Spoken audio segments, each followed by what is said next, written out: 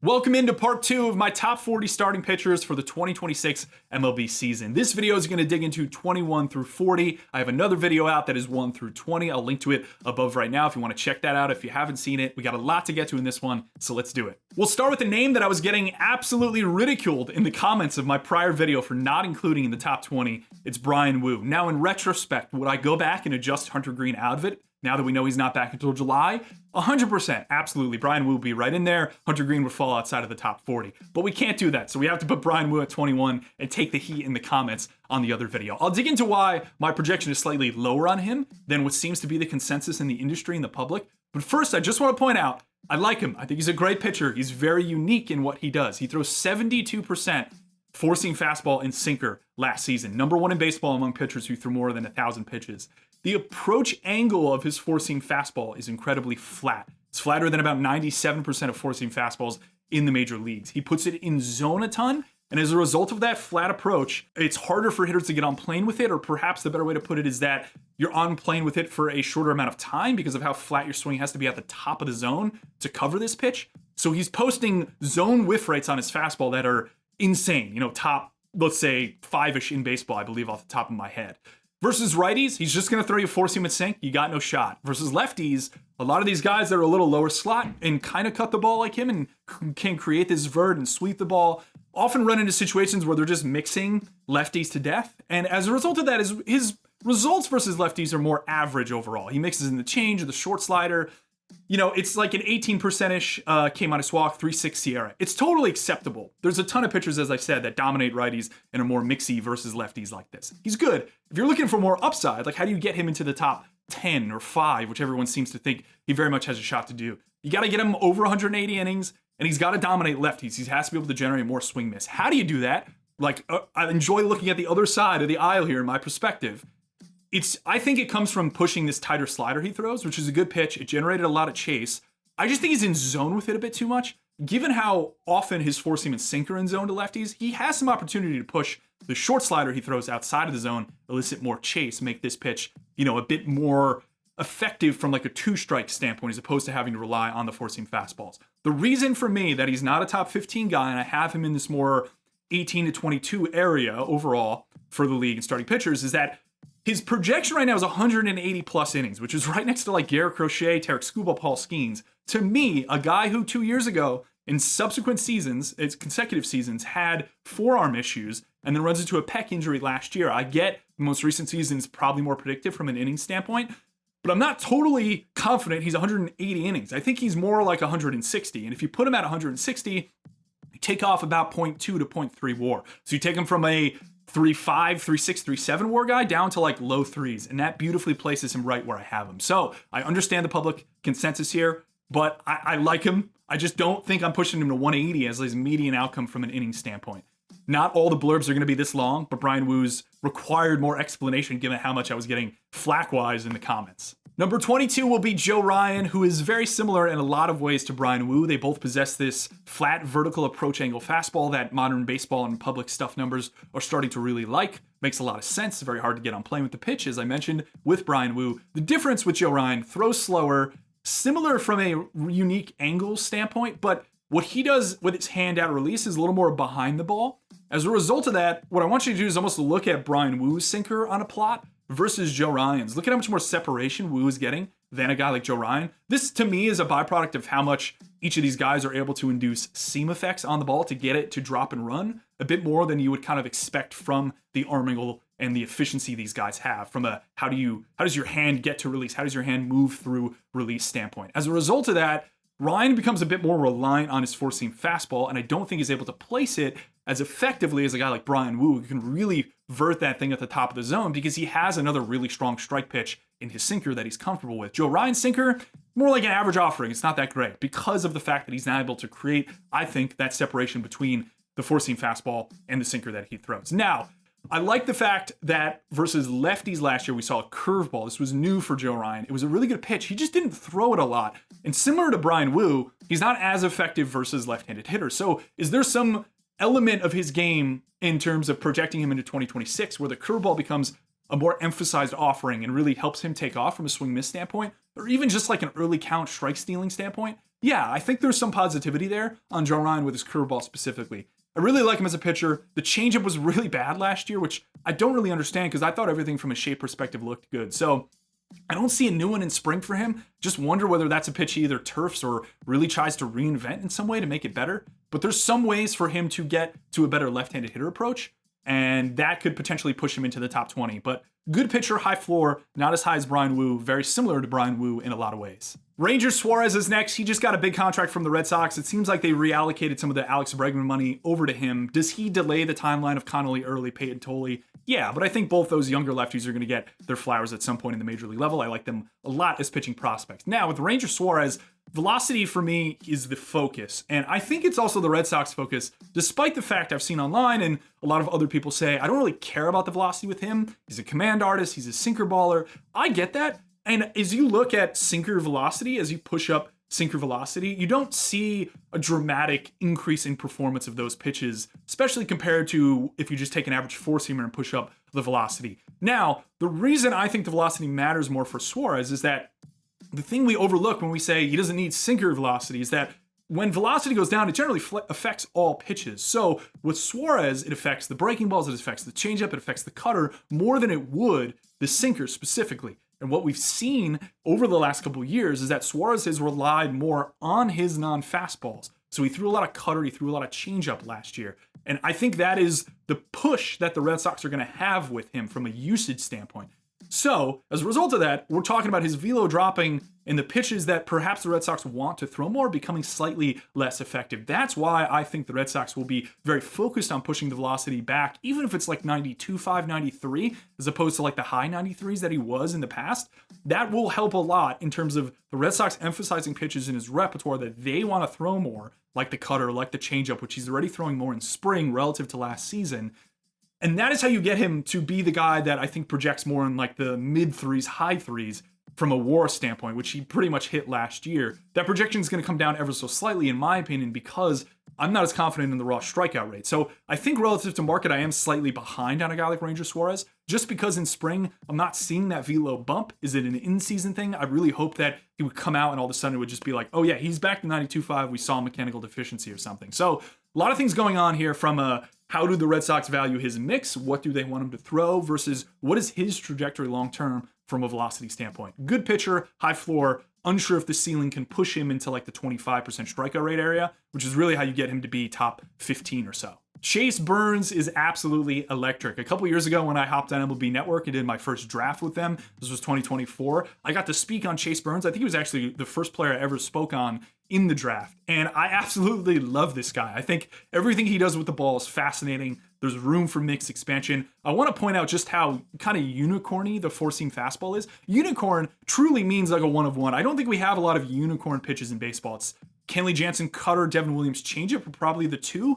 And then if you're trying to find a unicorn fastball, maybe it's like the flat approach of a Wu that we're talking about, but unicorn means one of one. Like Paul Sewald does what Brian Wu does. He's just a reliever.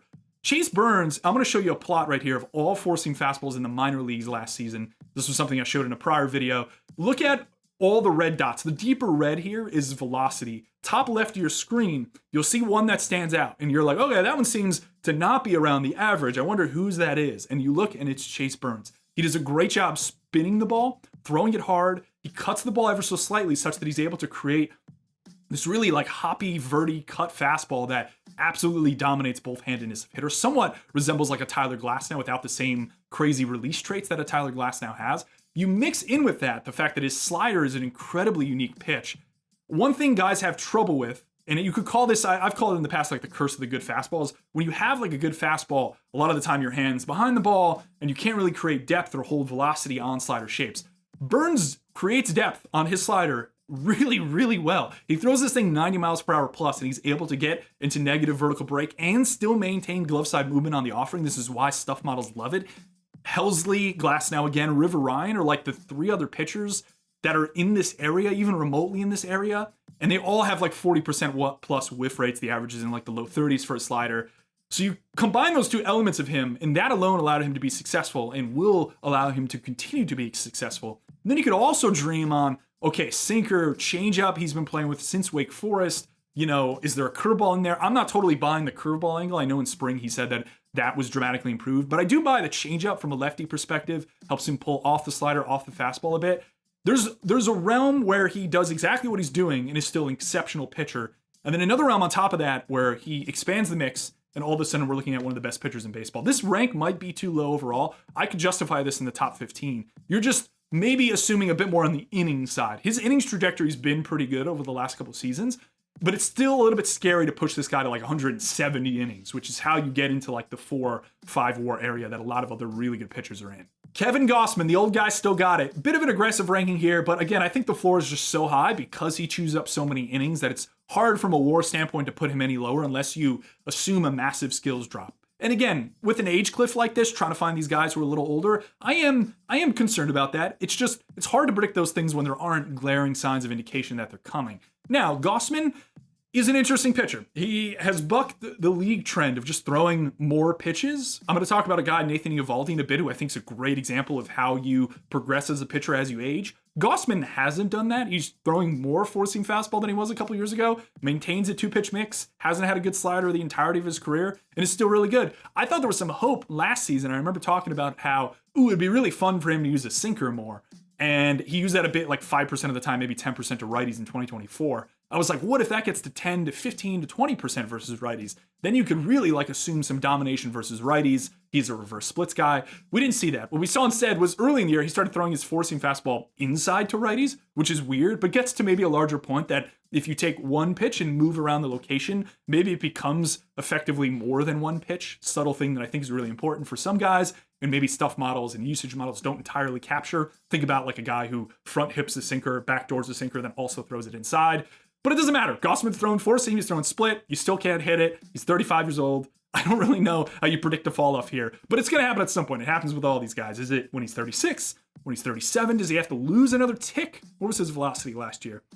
He's been hanging around 94 to 95, so maybe that's the indicator right here. And the reason I still have him ranked pretty comfortably is when I see him kick below 94, if he's like 93.2 this coming season or in 2027 or 8, maybe I have more concern than I presently do. Fascinating pitcher, seems to just not want to expand his mix with the league, and it doesn't seem to matter because he's been great. Quick plug to check out my Substack. We're about a week away from me getting into near daily posts where I rip through everything I'm seeing in the league and give you some awesome content. It's entirely behind the paywall this year, $5 a month, $30 for a year. There's also a bunch of other goodies. I just did a top 30 org ranking and survey results, which is getting a lot of steam on Twitter. I just put out a video that touched on some of those elements, but behind the paywall, there's more on that topic. I just released a top 40 pitching prospects update. It's a lot in there throughout the season. I think it's more than worth your money. I encourage you to check it out. Zach Wheeler is up next. Now, he's down with thoracic outlet, projected to be back probably late April, maybe early May. In that timeline, it should get him to about 120 innings. He's so good on a per inning basis that he will project out to have like 2.7-ish WAR, 2.5 right in that area, which will allow this rank to pay off, so to speak. It's a little scary. Like if he goes down or has a setback, I imagine the Phillies are going to slow roll him because they're playing for the postseason. Very similar situation we run into with the Dodgers. He's the final form of a lot of these lower slot guys that cut the ball, these low slot supinators, you'd call them, that the Yankees loved for a while, the Mets kind of like now. A lot of other examples of this in the sport. Nolan McLean is one we'll talk about at the end of this video. But he does a really good job from a how do I approach lefties standpoint, which I think is the deficiency of a lot of these low slot supinator types. What I love about Zach Wheeler is he throws four seam up in and then cutter off that. So he plays what you'd call like these games with his pitches, where he'll take like a portion of the zone and then he'll like sink and cut it, or outer third, he'll cut it back in and sink it away. He has like these two options in different parts of the zone with his four seam cut sink, the three fastball approach, that he executes incredibly well to the point where it's very even splits. There's really no concern. I think about regression, even long-term as his velo subsides. He's a guy that has the stuff command combos such that even if the stuff backs up, the command is probably going to stick to the point where he should be fine. Incredibly good pitcher. I love the fact that he's evolved over the years as well, throwing split, throwing sweeper. Caleb Cotham does a great job in Philadelphia from a major league pitching development standpoint. He always keeps these guys ahead of the curve, it seems. He's doing the same with Jesus Luzardo. Wheeler would be a probably top 10 pitcher, maybe even like top 5 I'd actually project him for if we could get him to like 180 innings. But that's not going to happen this year because of the thoracic outlet and some of the risk surrounding that. So he's evolved. I love the lefty approach with him. Incredible pitcher. Just hope he comes back healthy this year. Another injury guy here in Kyle Bradish, but what you'll see in my ranks is that I like these guys who come back post-injury, look really good, and at least throw some sample of innings before the season ends gives me a bit more confidence that going into the offseason, they have regular off-seasons. Maybe that doesn't apply to Wheeler, so pretend it doesn't apply to him. Taking a bit more of a shot on Wheeler. Bradish, on the other hand, looked good at the end of the year. He exists on the pronation, supination spectrum, something I've brought up a ton throughout this video and other videos. I do think it's important from a fundamental pitching standpoint to understand what the guy does with the ball at release, because that allows him to access other shapes. Bradish is like all the way on the supination side, which I hammered with Sonny Gray. Gets to the side of the ball, gets around the ball, can't really vert a fastball. As a result of that, the primary fastball Bradish throws cuts. It actually moves to his glove side. And again, as a result of that, spins the ball really well, can hold velocity on his breaking balls. As a result of that, to me, I think he has one of the more fascinating sweepers because he's combining a high arm angle. He's up around 56-ish degrees, which is almost 20 degrees higher than average. And he can create depth and lateral movement on this pitch. He also creates really nice depth on his curveball and holds velocity. Stuff models don't entirely agree with me, which I don't think I really understand why. This pitch is sick. It's hard. Maybe it's the reason that his arm exploded, but regardless of that, it's a very good pitch. And major league teams are trying to create major league pitchers. They're willing to accept the risk of a blowout if a guy can create an 87-mile-per-hour sweeper that moves more than a foot laterally from a really weird high slot. Combine that with the fact that I think there's a small chance we could see more changeup here over time. This pitch he threw in 2023. Some of these guys who cut the ball like this have trouble accessing good changeup shapes, but for the most part, I think there's a chance if he runs into any lefty problems, the curveball's really good, he may not need it. There's a chance that comes back. I love the sinker here. I don't think present stuff models are capturing everything he does really well, which is really odd to say because from a raw, how does this ball move at what velocity standpoint? He pops, but I know Fangraph Stuff Plus is perhaps a little more skeptical. Really like Kyle Bradish. Again, small injury concern, but per inning basis, you get him to 130 innings, he's going to end up in this area. Nathan Eovaldi is a fantastic example of how you age as a modern pitcher. His velocity, if you go back to pre-2020, was 97 plus. He was this big velo, pound to past you type. Post-2020, he's been on a downward trajectory to the point where even last year he fell like another tick below 95 for the first time.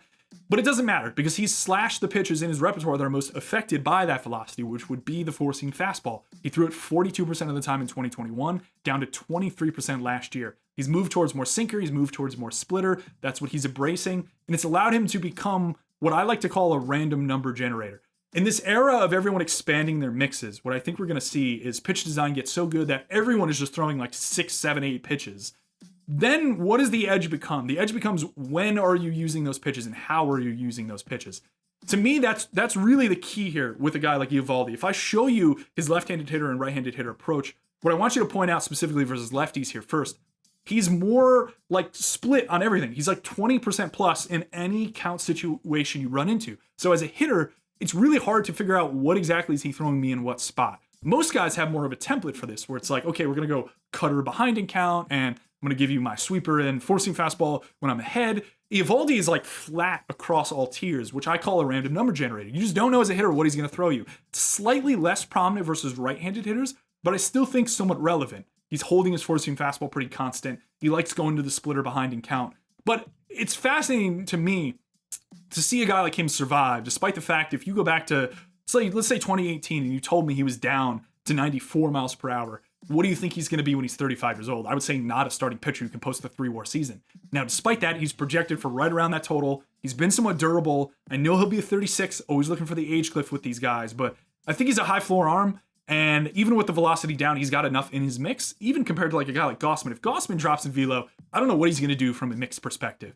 Eovaldi dropped in velo, mixed perspective went up. Really like him. High floor pitcher. Maybe not crazy upside, but I think he's a really underrated arm in the league. Drew Rasmussen is up next, sneaking in to fit inside my top 30, especially given the guy has had 3 Tommy John surgeries and is somehow projected for 150 innings, which, you know, if you told me that back in 2022, I would have called your bluff. 3rd Tommy John, there's no way he's projected for 150, but he threw a lot last year to the point where they kind of slow rolled him at the end of the season. Fun pitcher from a couple POVs here. The first one is just, okay, if the innings are 130 to 140, I still think he could pay this off. So give me like a midseason IL stint, you know, he'll be fine because he controls barrels and walks really, really nicely as a pitcher. And there's some underlying data that suggests the strikeout upside should be better than it was last season. Last couple of years, he struck out more guys. Last season, 25 in particular, regressed slightly, despite the fact he was generating comparable amount of swing and miss. The subtle thing is that he's added a kick changeup, he's playing around with some more changeup, and some of the elements that I think are obvious for him to expand on, perhaps going to like this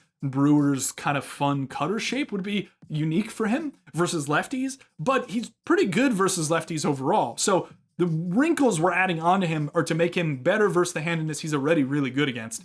The one that you could maybe try to access more upside with is versus righties. The sweeper just hasn't really been that great of a pitch for him over the last couple of years. It's not in that Bradish territory. I wonder if he just becomes a guy who relies more on that short slider, plays around with a curve, which he doesn't throw a ton to righties right now. That's the angle to focus on. A lot of righties I talk about are struggling with lefties. Rasmussen's kind of a subtle inversion of that. Good pitcher, weird in the pronation, supination spectrum where he's more dead middle. That allows him to have like a very nice inverted fastball, which I know the Rays organizationally really like. So there's some synergy there on him as well. Fun pitcher, perhaps some concern around the injury side. Maybe this is an aggressive rank, but I like him inside the top 30. Sandy Alcantara had an absolutely terrible 2025. Despite that, this guy is one of the guys I'm comfortable projecting for big innings because he just continually is out there throwing into the 6th or 7th, regardless of how successful he is, which is maybe a subtle concern, but I'm calling 2025 a bit more of a blip, and I'm comfortable projecting him to get back into like the, let's say, 3.8 to 4 area from like an underlying standpoint, which if you give him 180 innings is a pretty easy payoff for this rank.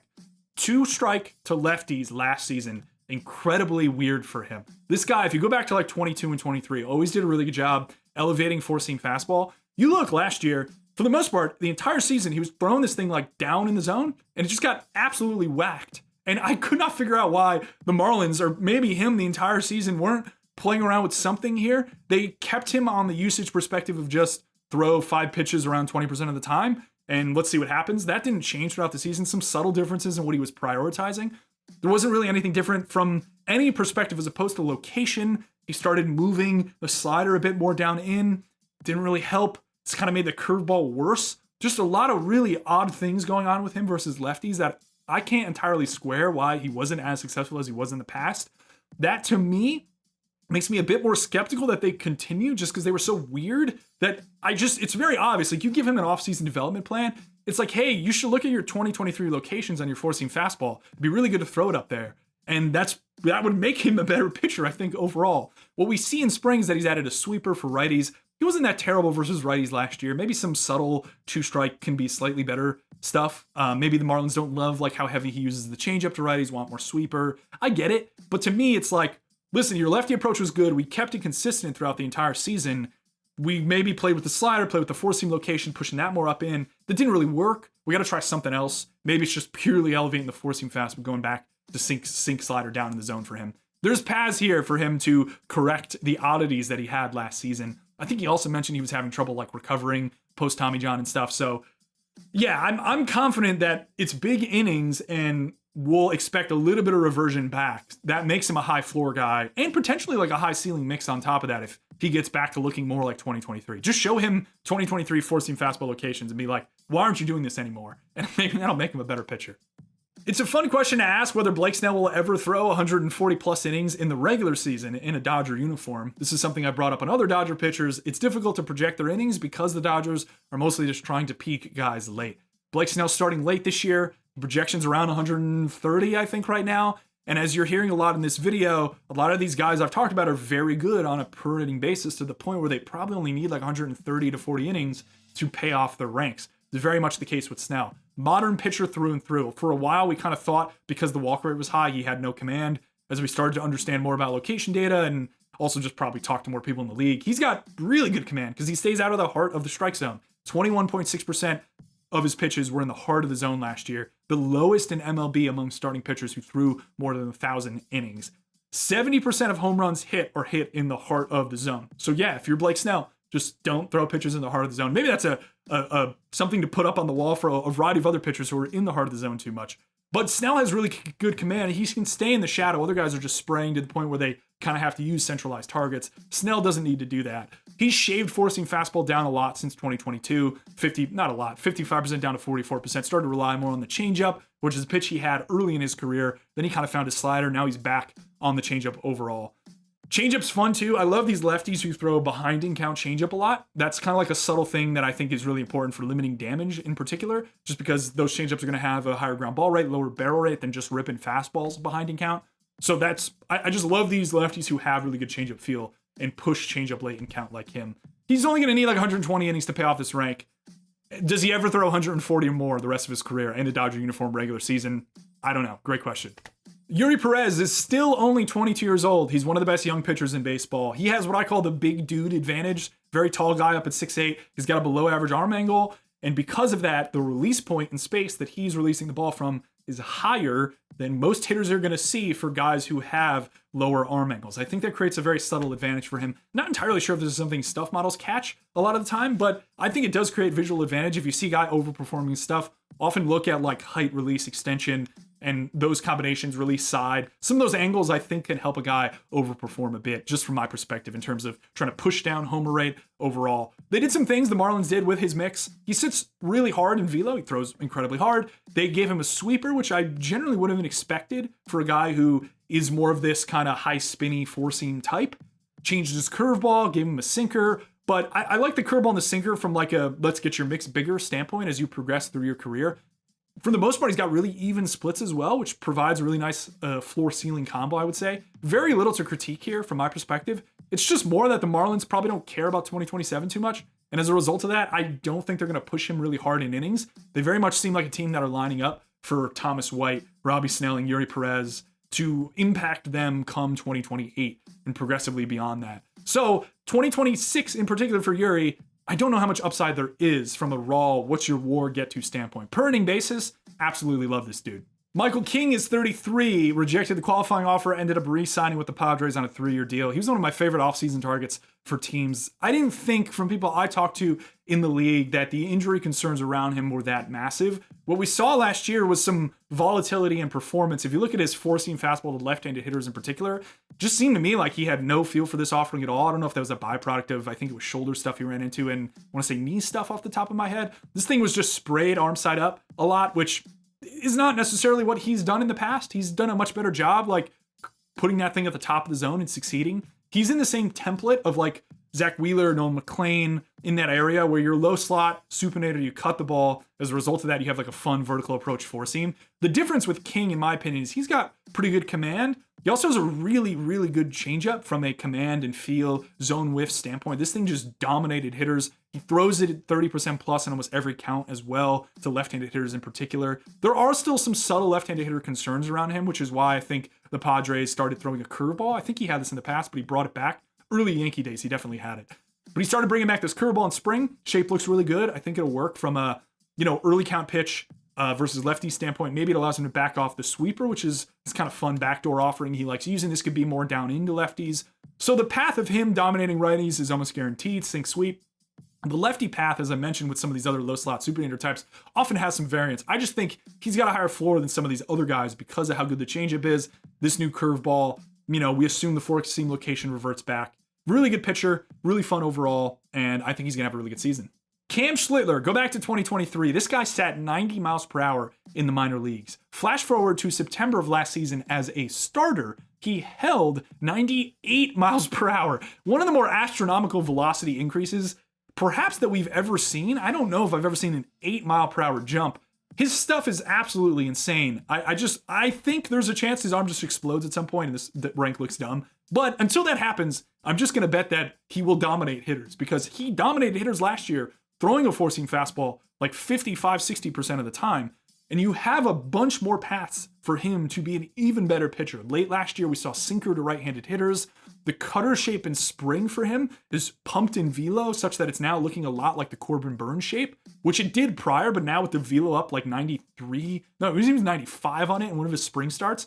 This thing will become a more integral part of his mix more than the four-seam fastball. And we already saw success with the four-seam fastball, so it's fun to think of iterations where you throw more sink to righties, the cutter looks better from a velocity standpoint. You also think back to the old changeup he threw. Does that come back? There's a lot of variations around his profile that allow him to access pretty easy, like close to 3-WAR upside.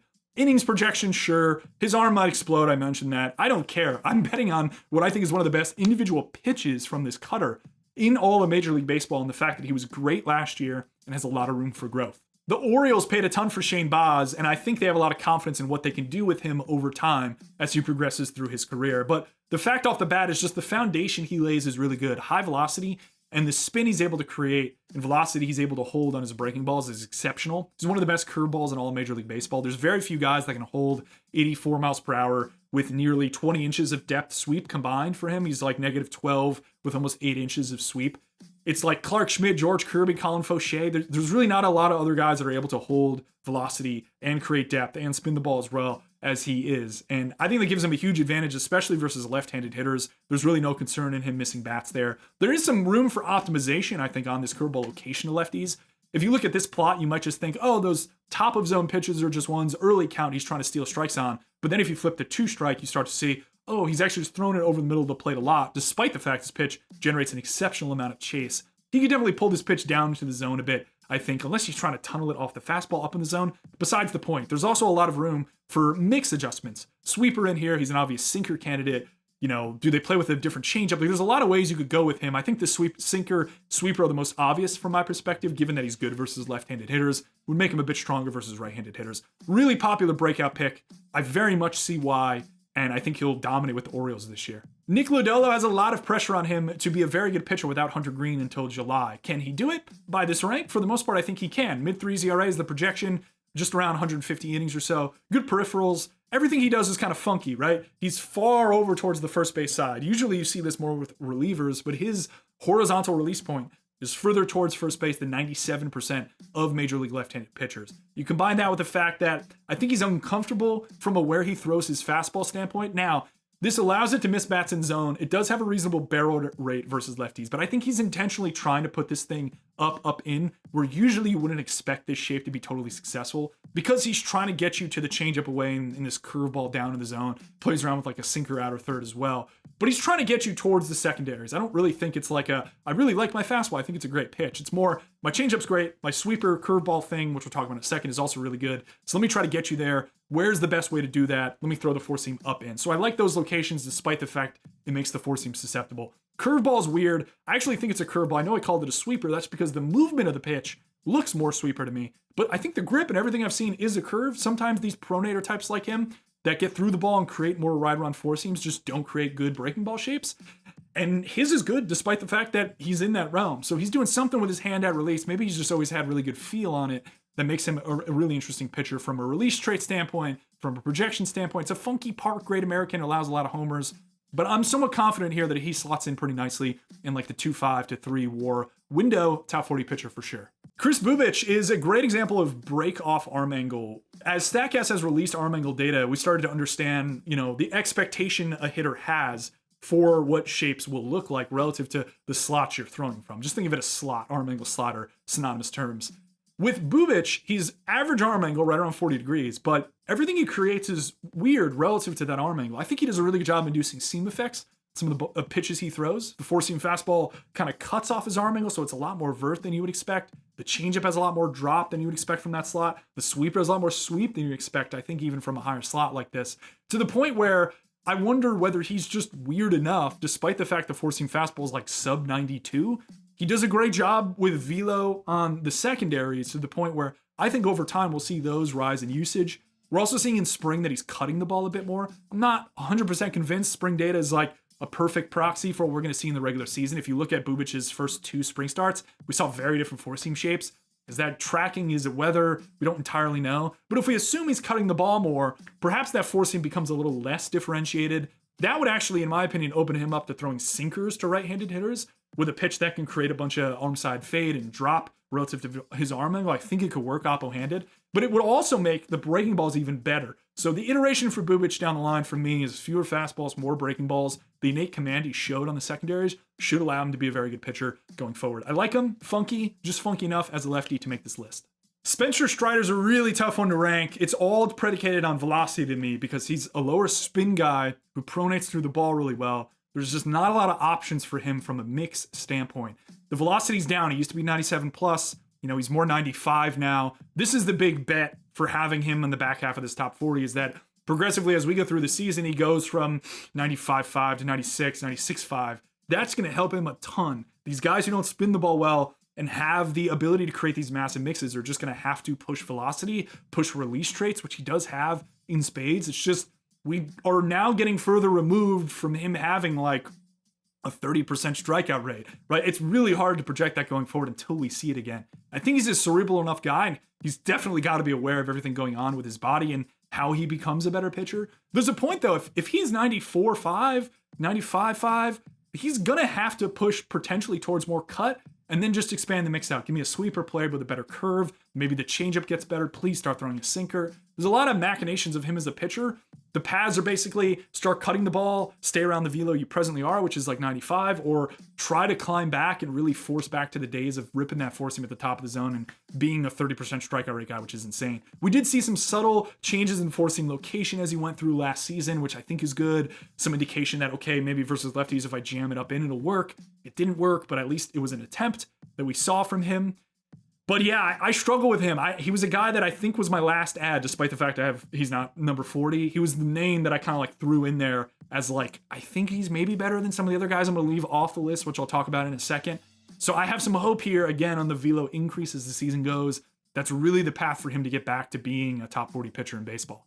I'm expecting a bounce back from Tanner Bybee here, ranking him 39. Really good 23 and 24. Regressed pretty hard last season to the point where it's totally justifiable to keep him out of your top 40. The problem here is that he's got some four seam issues and his slot has really bounced around. So you go back to 23, he was almost up at 60 degrees. Then he fell down to 50. Then he just ended up in the middle around like 55-ish last season. So we're seeing that swing around. And as a byproduct of that, as he's gotten lower, the four seamer has deteriorated to the point where we're starting to see him be a very vertical pitcher who's throwing sinker sweeper, which I think is a really weird look. So I like that element of his game. I also like the fact he has this cutter. It's really like a slider, but this is a really good pitch. I think it's a pitch that he should probably throw more to lefties. And I think that progression of him figuring out where his slot needs to sit in time, combined with the fact that we're seeing a modern approach of going towards expanded mix sinker with the sweeper to righties, and eventually the lefty approach I think is going to come around, and it's probably just not going to be a lot of four seam fastball, or the four seam he does throw, he has to be very precise with it. He doesn't grade out as an amazing command guy, so I think you're just always going to have a bit of susceptibility versus lefties in that sense.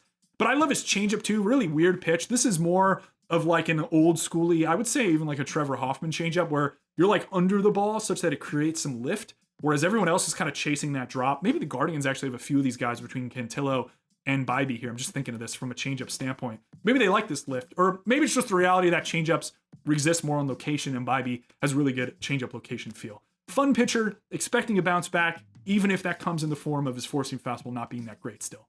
Nolan McLean is number 40, a bit aggressive on this rank. I really like him as a pitcher. He's my top pitching prospect. He's the top pitching prospect for, I think, pretty much everybody in the industry as well. He resembles the Zach Wheelers and Michael Kings, low slot supinator, can cut the ball nicely, creates a really flat vertical approach four-seam fastball. The difference between him and Zach Wheeler, though, and perhaps this is something maybe he's even looking at, is how Wheeler approaches left-handed hitters. McLean's approach to lefties is weird.